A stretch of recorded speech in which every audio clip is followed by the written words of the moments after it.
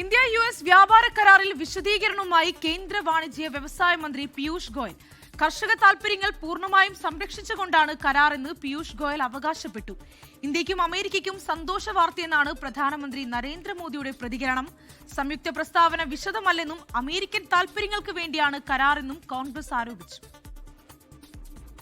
India US വ്യാപാര കരാറിന്റെ ചട്ടക്കൂട് പ്രഖ്യാപിച്ചതിന് പിന്നാലെ വിളിച്ച വാർത്താ സമ്മേളനത്തിൽ കേന്ദ്ര വാണിജ്യ വ്യവസായ മന്ത്രി പീയൂഷ് ഗോയൽ പ്രതിപക്ഷ ആരോപണങ്ങളെ പാടെ തള്ളി.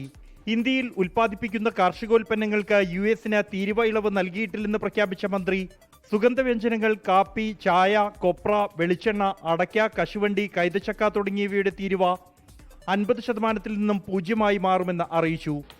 स्पाइसेस, चाय, कॉफी, कोपरा, अब ये सभी वस्तुओं पर जो हमारे किसान भारत में बनाते हैं, इस पर अमेरिका में रेसिप्रोकल टैरिफ 50% से घटकर 0 हो जाएगा.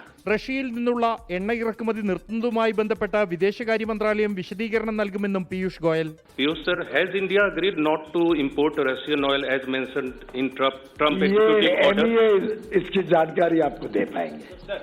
റഷ്യൻ എണ്ണ വാങ്ങുന്നതിന് ഇന്ത്യക്ക് ഏർപ്പെടുത്തിയ 25% പിഴത്തീരുവ ഒഴിവാക്കുന്ന ഉത്തരവിൽ US പ്രസിഡന്റ് ഡൊണാൾഡ് ട്രംപ് ഒപ്പുവെച്ചു.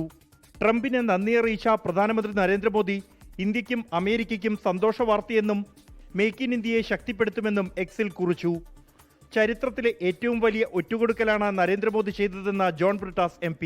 യഥാർത്ഥത്തിൽ ഇന്ത്യയുടെ ചരിത്രത്തിലെ ഏറ്റവും വലിയ ഒരു ഒറ്റുകൊടുക്കലായിട്ട് വേണം ഈ ഇൻഡോ US വ്യാപാര കരാറിനെ കാണാൻ വേണ്ടി. IT സേവന മേഖലയെക്കുറിച്ച് ഒരു പരാമർശവുമില്ലാത്ത സംയുക്ത പ്രസ്താവന വിശദമല്ലെന്നും വ്യാപാര കരാർ അമേരിക്കയുടെ താൽപര്യങ്ങൾക്കാണെന്നും കോൺഗ്രസ് വിമർശിച്ചു. 24 ഡൽഹി. ലോകത്തെവിടെയായാലും ഏത് സമയത്തും 24 വാർത്തകളും ഓഗ്മെന്റഡ് റിയാലിറ്റി പാക്കേജുകളും എക്സ്പ്ലെയിനറുകളും വിശദമായി കാണാൻ ഞങ്ങളുടെ YouTube ചാനൽ നിങ്ങൾക്ക് സബ്സ്ക്രൈബ് ചെയ്യാം.